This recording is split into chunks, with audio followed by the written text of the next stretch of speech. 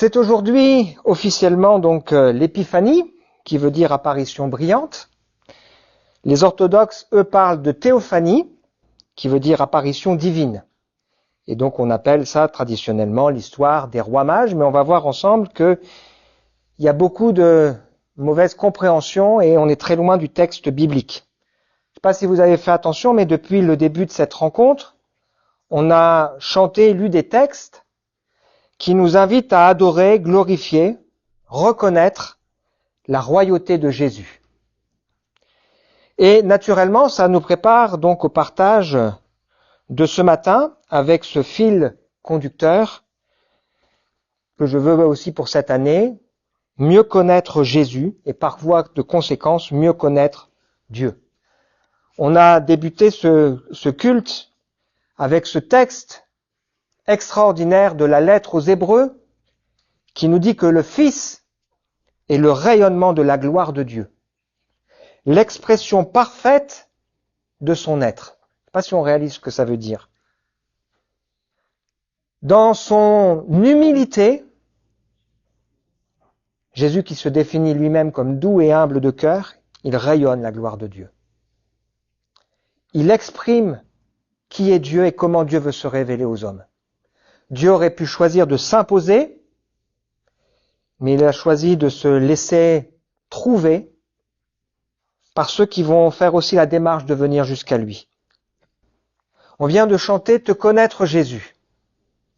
Est-ce que ce matin, nous avons vraiment envie de connaître Jésus? Si on veut le connaître, eh ben on va s'en donner les moyens. Est-ce qu'on a seulement envie de savoir des choses sur Jésus ou est-ce qu'on a envie de connaître Jésus? C'est pas pareil. On peut savoir des choses sur Jésus sans le connaître. Mais ce qui va changer nos cœurs et nos vies, c'est le fait qu'à un moment donné, on va vraiment le connaître. Je préfère te connaître Jésus. Te connaître, il n'est rien de meilleur. Toi, mon Dieu, mon seul bien, ma vraie joie, ma justice. Seigneur, je t'aime. Waouh! Mon plus cher désir, te connaître mieux, demeurer en toi, t'appartenir, saisir par la foi ta grâce infinie et le don précieux de ta justice, te connaître Jésus, te connaître, il n'est rien de meilleur. Est-ce que ce matin j'ai envie de connaître Jésus? Connaître Jésus, c'est prendre un peu d'avance sur l'éternité. Puisque la Bible nous dit que la vie éternelle, c'est de connaître Dieu et de connaître Jésus, son Fils. Donc, dans l'éternité, qu'est-ce que nous allons faire? Nous allons apprendre à mieux connaître Jésus et à mieux connaître le Seigneur. Et mieux on connaîtra Dieu, plus on l'aimera. Et plus on aura envie encore de le servir et de l'adorer. Celui à qui Dieu a donné toute autorité sur l'humanité entière, afin qu'il donne la vie éternelle à tous ceux qui lui a été donné. La vie éternelle consiste à connaître Dieu, le Dieu unique et véritable, et celui qu'il a envoyé, Jésus-Christ. Le but de Jésus, c'est de faire connaître Dieu, de faire connaître la gloire de Dieu en accomplissant l'œuvre que Dieu lui a confiée. Il l'a fait connaître aux hommes,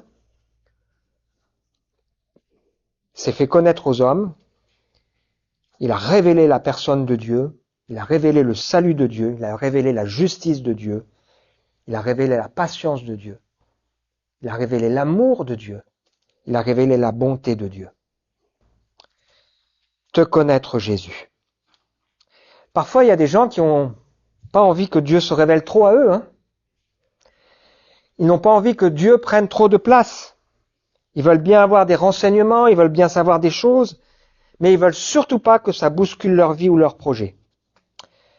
Ce matin, on a envie que le Seigneur se révèle à nous et bouscule encore nos cœurs et nos vies et nous travaille. Et on va le voir à travers aussi l'histoire des mages. Ces mages qui ont fait un long voyage pour venir adorer celui qu'ils ont compris et reconnu comme étant le roi des Juifs. Alors que d'autres qui étaient beaucoup plus proches n'avaient certainement pas envie que ce roi se révèle. L'histoire des mages, c'est une histoire très intéressante pour nous, parce qu'elle ne révèle pas simplement un fait historique, mais comme toute la Bible, elle nous fait réfléchir aussi à notre cœur. Et c'est le titre qu'on veut donner ce matin. Vas-y, Théophile.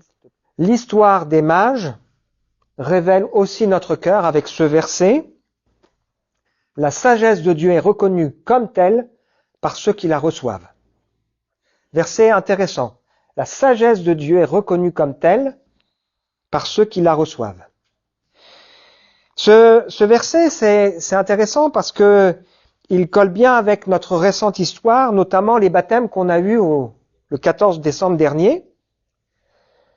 Jésus évoque que Jean-Baptiste est venu comme le plus grand de tous les prophètes qui prépare le chemin, mais que les gens du peuple et les collecteurs d'impôts qui ont écouté le message de Jean, ceux qui ont reconnu ce message se sont fait baptiser par lui et ont reconnu par cela que Dieu est juste. Mais les pharisiens et les enseignants de la loi, en refusant de se faire baptiser par lui, comme s'ils n'en avaient pas besoin, ont rejeté la volonté de Dieu à leur égard. Et donc Jésus poursuit en interpellant les gens de sa génération en disant à comment les comparerai-je, à qui ressemblent-ils? Ils sont comme des enfants capricieux. Quand on leur joue de la flûte, ils ne veulent pas danser. Quand on leur chante des airs de deuil, ils ne veulent pas pleurer. Ce sont des rebelles qui sont jamais contents de la manière dont Dieu se révèle. Mais quand on reconnaît qui est ce Jésus, quand on reconnaît qu'il est la sagesse de Dieu pour nous, alors on s'engage. Il n'y a pas de véritable reconnaissance sans engagement. Le Fils est venu, il mange, il boit, et vous avez dit, il ne pense qu'à faire bonne chère, à boire du vin.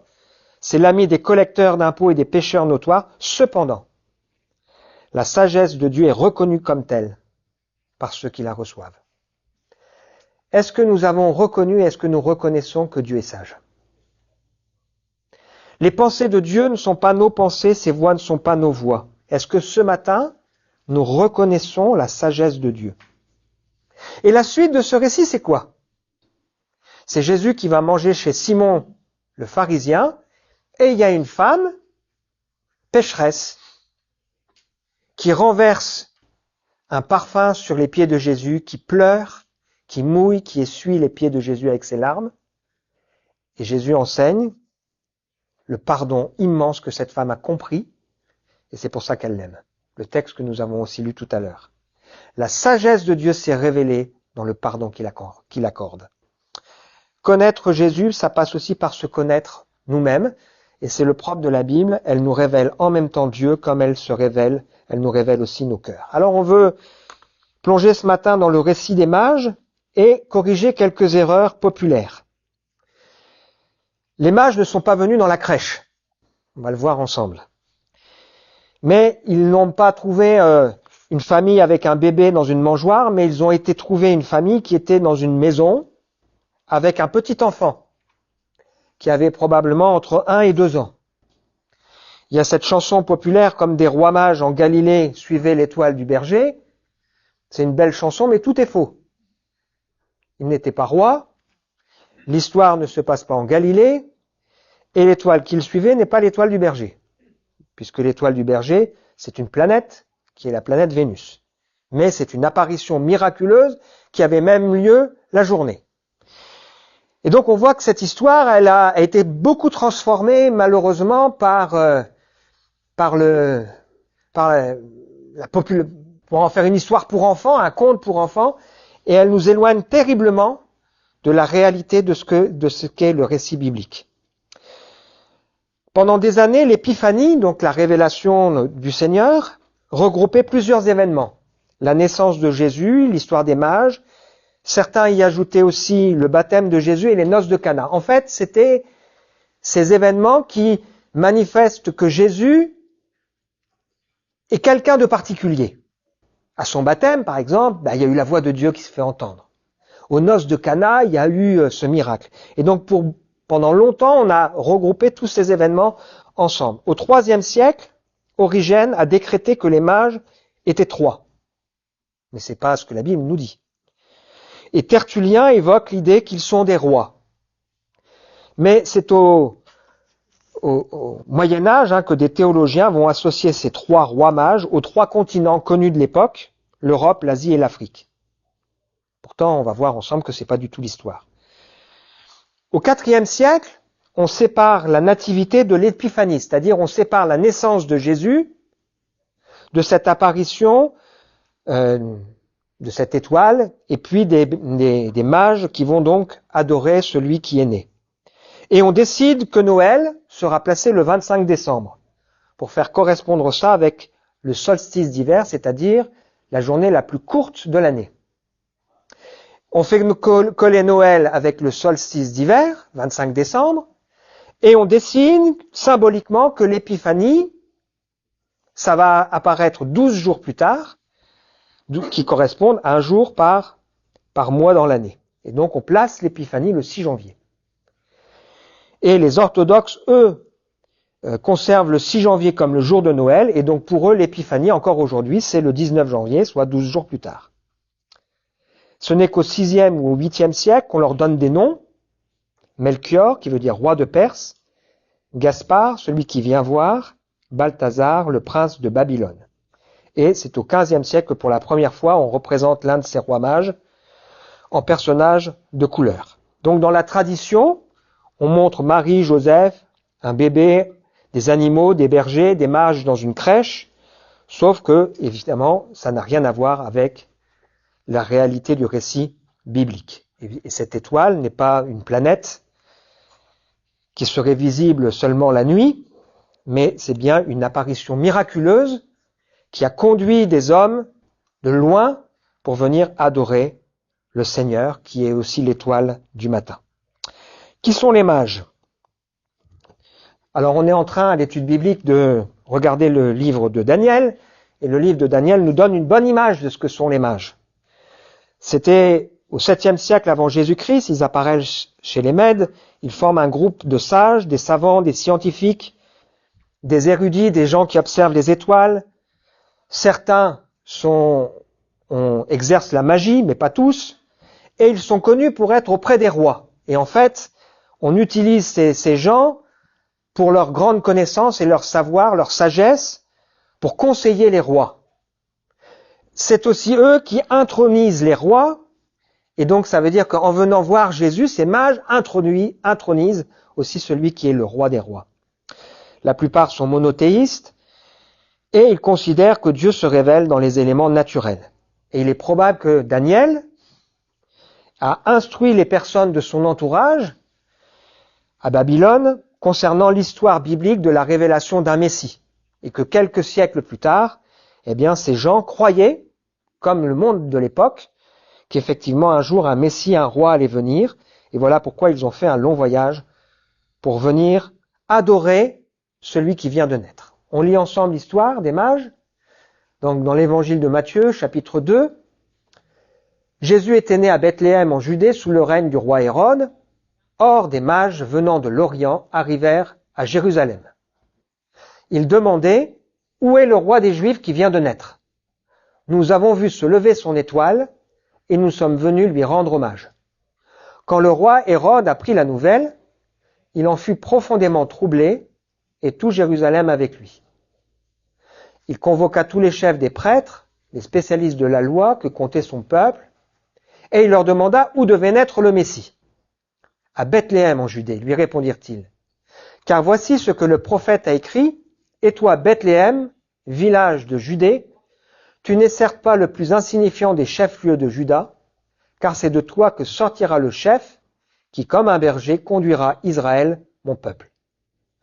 Là-dessus, Hérode fit appeler secrètement les mages, se fit préciser à quel moment l'étoile leur était apparue, puis il les envoya à Bethléem en disant « Allez là-bas, renseignez-vous avec précision sur cet enfant.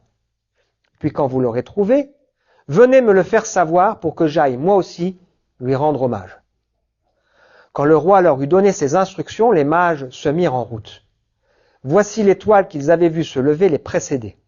Elle parvint au-dessus de l'endroit où se trouvait le petit enfant, et là, elle s'arrêta. En revoyant l'étoile, donc il semble que cette étoile se soit arrêtée, c'est ce qui fait qu'ils ont posé des questions, et que là, elle réapparaît à nouveau, les mages furent remplis de joie. Ils entrèrent dans la maison, donc pas dans une étable.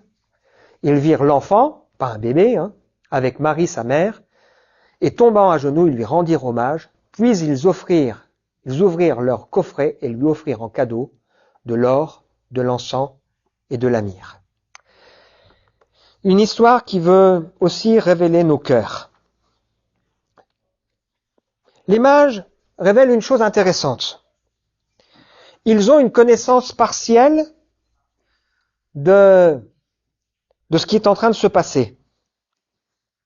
Ils croient qu'un jour Dieu va envoyer un Messie qui sera en même temps roi, et ils comprennent à travers un signe qui se manifeste dans le ciel que probablement ce Messie est est né, et ils font un long voyage pour venir adorer, reconnaître le roi des Juifs. Leur désir, c'est le connaître, le rencontrer. Et donc pour cela, ils font les efforts nécessaires pour s'approcher. Personne ne peut connaître Dieu sans une révélation de sa part. Mais la révélation de Dieu seule ne suffit pas. Elle nécessite de notre part une réponse. Et cette réponse, c'est la démarche que nous allons faire pour nous approcher et pour venir le reconnaître et l'adorer. Il y a une différence entre s'approcher physiquement et s'approcher avec son cœur. Et si chacun de nous on est honnête, on comprend que on peut croire en Dieu, savoir des choses sur Dieu, mais si à un moment donné on a envie de s'approcher de Dieu, il y a des choses à faire dans notre cœur. Il y a des choses que dans notre cœur on va s'ouvrir, on va laisser la lumière du Seigneur venir. Dans notre cœur, on va être honnête, on va être droit, on va se sentir petit, et on va dire à Dieu combien nous avons envie, combien nous avons soif. On va se donner les moyens. Et Dieu a voulu cela. Il a dit, cherchez et vous trouverez. Frappez et l'on vous ouvrira. Demandez et vous recevrez. Il n'a pas voulu que, simplement parce qu'on reste là et passif, on reçoive tout. Mais il a voulu aussi qu'on se donne les moyens de le chercher, de le connaître, et il veut se révéler à lui, à nous. Ces hommes font un long voyage, sont probablement nombreux. C'est un voyage qui est dangereux, c'est pour ça qu'ils sont probablement nombreux, et ils viennent avec des trésors. Parce que pour eux, c'est normal. Ils viennent pas simplement reconnaître la naissance du roi des Belges ou du roi en Angleterre. Voilà. Ils viennent adorer ce roi. Et donc, ils apportent avec eux de l'or, qui représente la royauté, de l'encens, qui représente la divinité, c'est-à-dire celui que l'on prie, de la myrrhe, parce qu'ils savent en même temps que ce roi est quelqu'un qui est destiné à souffrir et à être marqué par la mort. Nicodème, utilisera un mélange de myrrhe et d'aloès pour embaumer Jésus. Donc c'est ce qu'on faisait avec le Seigneur. Est-ce que nous sommes prêts, nous aussi, à faire ce qu'il faut pour connaître Dieu et pour connaître Jésus? Est-ce que nous sommes prêts à faire ce qu'il faut pour reconnaître sa royauté? Et est-ce que, en venant vers lui, on vient avec quelque chose qu'on veut lui apporter? David disait, je n'offrirai pas à Dieu quelque chose qui ne me coûte rien. Est-ce qu'on est prêt à offrir quelque chose à Dieu qui a de la valeur aussi pour nous? À offrir une offrande au Seigneur. C'est intéressant parce que ces hommes, ils avaient un travail. Ils avaient des occupations, ils avaient des responsabilités. Et ils n'avaient pas de problème particulier. Ce qui nous montre que la foi n'est pas réservée qu'aux gens à problème. À travers eux, Dieu montre que celui qu'il a désigné, c'est le roi des rois. Ils ont trouvé et ils se sont donné les moyens de le rencontrer. Alors forcément, qu'est-ce qu'ils font? Ils respectent les codes sociaux de l'époque. Ils vont trouver Jérusalem et ils vont trouver le roi Hérode et disent au roi Hérode, on est venu adorer le roi des Juifs. C'est intéressant de voir comment lui, Hérode, va réagir. Donc, est-ce que nous ressemblons aux mages qui sont prêts à faire un voyage, à se donner les moyens, à laisser d'autres choses pour venir chercher, qui sont venus avec reconnaissance, avec respect, qui savent qu'ils ont tout à découvrir, qu'ils ont besoin de conseils? Ou est-ce que nous ressemblons à Hérode? Hérode, c'est une histoire qui est intéressante, parce qu'on voit que Hérode le Grand, donc il y a plusieurs Hérodes dans la Bible, et a été nommé par César gouverneur de Judée. Il est considéré comme donc le roi de Judée, et en moins 40, Rome le considère comme le roi des Juifs. Et quand on vient le trouver en lui disant le roi des Juifs vient de naître, il se rend bien compte que c'est pas lui le roi. Et ça le dérange. Cet homme, Hérode, n'est pas juif de naissance, mais il a épousé Marianne, la sœur du souverain sacrificateur Aristobule. C'est un homme de pouvoir, un homme rusé, ambitieux, diplomate, cruel et jaloux. Alors il a fait de bonnes choses. Il est à l'origine de la reconstruction du temple, de la ville de Césarée, de la forteresse de Massada, mais c'est aussi un homme qui a fait beaucoup d'horreurs. Il a fait mourir souverain sacrificateur, il étranglera sa femme, sa belle-mère, il fera mourir ses frères, 2 de ses fils. Pourquoi? Parce qu'il a peur qu'on lui prenne son pouvoir. À l'époque, il a probablement environ 70 ans, et il ne sait pas d'ailleurs que peu de temps après, il va mourir. C'est un homme qui croit dans les prophètes, et quand il apprend la nouvelle, qu'est-ce qui se passe? Il va tuer tous les enfants. Il est troublé. La première chose, c'est qu'il est troublé. Il se renseigne. Comment se renseigne-t-il? Eh bien, il fait venir les érudits. Il leur demande où doit naître le roi des Juifs. On lui dit, à Bethléem, c'est écrit. Donc c'est un secret pour personne. Et la Bible nous dit qu'à ce moment-là, eh bien, il va s'opposer au projet de Dieu. Il va se mettre en colère. D'abord, il va ruser pour essayer donc de trouver Jésus sans faire d'efforts. Mais aussi, il va se mettre en colère et va décider de faire mourir tous les enfants. On lit la suite. Dieu avertit par un rêve les mages de ne pas retourner auprès d'Hérode. Ils regagnèrent donc leur pays par un autre chemin. Après leur départ, un ange du Seigneur apparut à Joseph dans un rêve et lui dit « Lève-toi, prends l'enfant et sa mère, fuis en Égypte. Tu y resteras jusqu'à ce que je te dise de revenir. Hérode fera rechercher l'enfant pour le tuer. » Joseph se leva donc et partit dans la nuit, emmenant l'enfant et sa mère pour se réfugier en Égypte. Il y resta jusqu'à la mort d'Hérode. Ainsi s'accomplit ce que le Seigneur avait dit par le prophète, « J'ai appelé mon fils à sortir d'Égypte. » Quand Hérode s'aperçut que les mages s'étaient moqués de lui, il devint furieux. Il donna l'ordre de tuer à Bethléem et dans les environs tous les garçons en dessous de 2 ans, conformément aux précisions que lui avaient données les mages sur l'époque où l'étoile était apparue. Ainsi s'accomplit la parole transmise par Jérémie le prophète. On entend à Rama une voix qui gémit, d'abondants sanglots amers. Rachel pleure ses enfants, elle ne veut pas se laisser consoler car ses fils ne sont plus. Après la mort d'Hérode, un ange du Seigneur apparut en rêve à Joseph en Égypte et lui dit « Lève-toi, prends l'enfant, sa mère et retourne avec eux dans le pays d'Israël. Ceux qui voulaient tuer l'enfant sont morts. » Joseph se leva, prit l'enfant, sa mère, retourna dans le pays d'Israël. Il apprit qu'Archélaüs était devenu roi de Judée à la place de son père Hérode. Il eut donc peur de s'y installer, et averti par Dieu dans un rêve, il se retira dans la province de Galilée, où il s'établit dans une ville appelée Nazareth. Ainsi se réalisa cette parole des prophètes, on l'appellera le Nazaréen. Hérode est un personnage intéressant parce que c'est quelqu'un qui sait, c'est quelqu'un qui d'une certaine manière croit, mais c'est quelqu'un qui refuse. Et qui pense qu'il a le pouvoir de s'opposer au projet de Dieu. Il pense qu'en faisant mourir les enfants, jusqu'à 2 ans, il va pouvoir ainsi arrêter Dieu dans son projet. Moi, je trouve que l'histoire de la naissance de Jésus, c'est quand même une histoire géniale parce que on voit que Dieu est tellement sûr de son projet qu'il l'annonce à l'avance et qu'il fait reposer tout son projet, tout le salut de l'humanité sur un enfant fragile. Il peut faire mourir en un clin d'œil, mais que Dieu va protéger miraculeusement. Qu'est-ce qui, dans notre cœur, dans ton cœur, te fait fuir? Refuser, finalement, de reconnaître Jésus comme étant le roi. Refuser de lui laisser la place qui lui revient dans ta vie. Qu'est-ce qui fait que dans ton cœur, dans ta vie, peut y avoir par moments cette colère, ce rejet de Dieu qui empêche d'entrer dans le projet qu'il a prévu pour toi?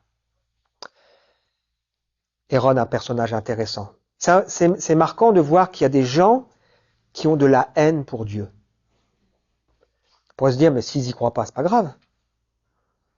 C'est leur choix.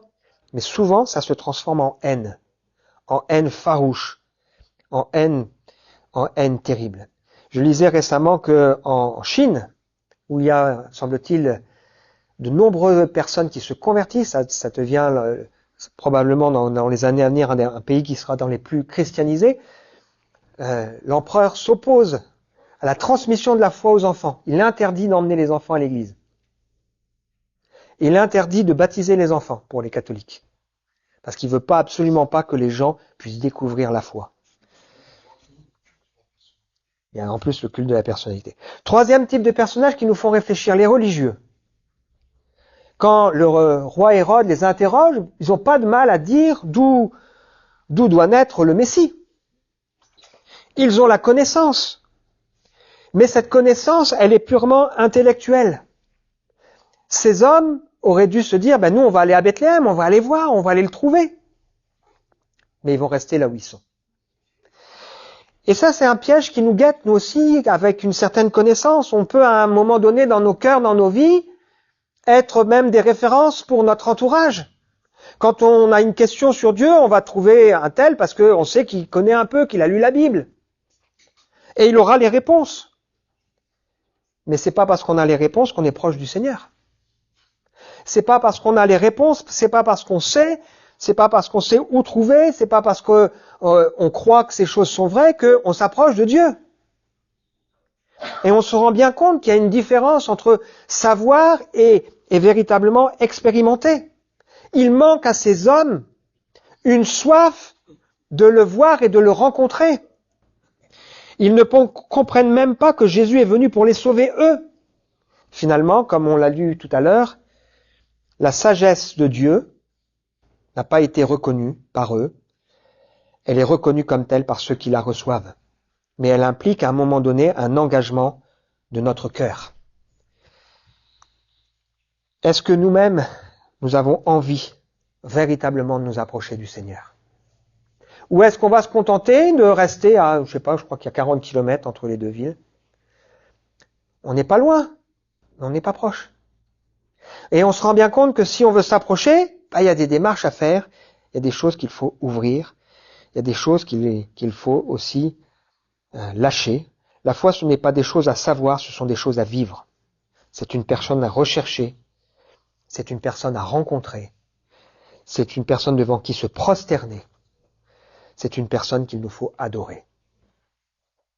Quatrième type de personnage, c'est la population de Jérusalem. La population de Jérusalem, elle est troublée quand elle voit une troupe arriver là de mages. Quand elle entend qu'ils sont venus adorer le roi qui vient de naître, elle est troublée. Elle se dit probablement, waouh, c'est bizarre cette histoire, mais elle s'arrête là. Et on a autour de nous plein de gens qui sont comme ça. Ils sont troublés quand on leur parle des choses du Seigneur. Ils sont interpellés, mais ils ne cherchent pas à comprendre en quoi ça peut les concerner. Ils peuvent poser des questions, oui. Ils peuvent être interpellés en se disant oui, je vois bien que telle personne, elle a changé, je vois bien qu'elle a été touchée dans son cœur, mais ils vont pas plus loin. Ils attendent peut-être que ce soit Dieu qui vienne encore plus se révéler à eux. Et font pas la démarche. Connaître le Seigneur implique aussi une démarche de nos cœurs et de nos vies. Et l'histoire des mages n'est pas simplement un récit historique, c'est un récit qui révèle aussi notre cœur. Conclusion pour nous, la sagesse de Dieu est reconnue comme telle par ceux qui la reçoivent. Ça veut dire qu'à un moment donné, il faut l'accepter et la recevoir. À qui ressemblons-nous?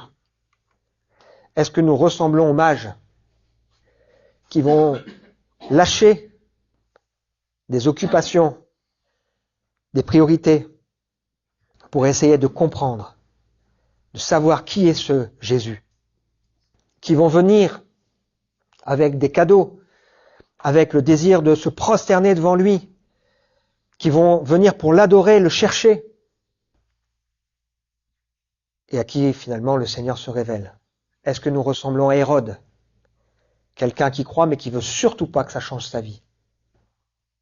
Est-ce que nous ressemblons aux religieux, qui se contentent finalement d'une foi intellectuelle? Peut-être qu'ils prient, probablement même, mais il manque quelque chose. Ils ne s'approchent pas du Seigneur. Ils sont pas loin, mais ils ne s'approchent pas. Et parfois, on a commencé en s'approchant et on devient religieux. On ne fait plus les démarches nécessaires pour nous, dans nos cœurs et dans nos vies, pour s'approcher et chercher à comprendre qui est le Seigneur. Est-ce que nous ressemblons aux habitants de Jérusalem, troublés par un certain nombre d'événements, mais qui ne font pas les démarches et qui restent à côté? Est-ce que nous avons envie de connaître Jésus? Dans quel but? Dans le but de l'adorer? Dans le but de savoir? Dans le but de le rejeter? Est-ce que nous nous en donnons les moyens?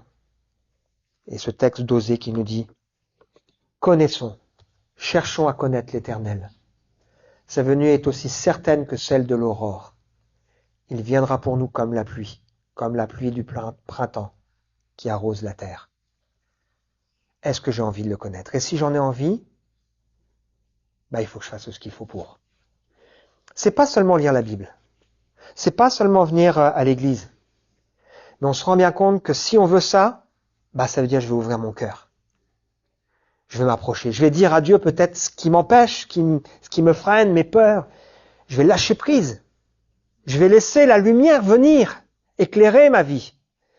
Je vais laisser le Seigneur peut-être guérir mon passé. Je vais laisser le Seigneur me montrer ce qu'il veut me montrer dans mon cœur. Je vais m'en donner les moyens. Je vais m'ouvrir. Et je vais le laisser faire son œuvre. Est-ce que j'ai envie de connaître le Seigneur? On veut prier ensemble? Merci Seigneur pour cette histoire des mages que tu nous as laissée dans ta parole, qui est tellement riche d'instructions. On voit ici l'histoire d'hommes qui sont loin, mais qui à un moment donné voient quelque chose briller, se rapprochent, font les efforts nécessaires pour te connaître et viennent aussi pour te reconnaître comme celui qui est roi, se prosterner devant toi et t'adorer. Cette histoire, elle nous interpelle, elle nous fait réfléchir. J'imagine qu'au milieu de nous, il n'y a pas de gens qui ressemblent à Hérode, mais parfois on pourrait plutôt ressembler aux religieux. On sait des choses, mais on ne les vit plus de la manière dont toi tu voudrais qu'on les vive. Elles ne font plus brûler notre cœur. Elles ne nous amènent pas à nous approcher, à nous ouvrir. On ressemble peut-être à ces gens à Jérusalem qui sont troublés, mais qui font pas la démarche de venir jusqu'à toi. La sagesse de Dieu a été révélée par ceux qui la reconnaissent comme telle. Seigneur, que chacun d'entre nous, nous puissions ouvrir notre cœur et nous tourner vers toi. Amen.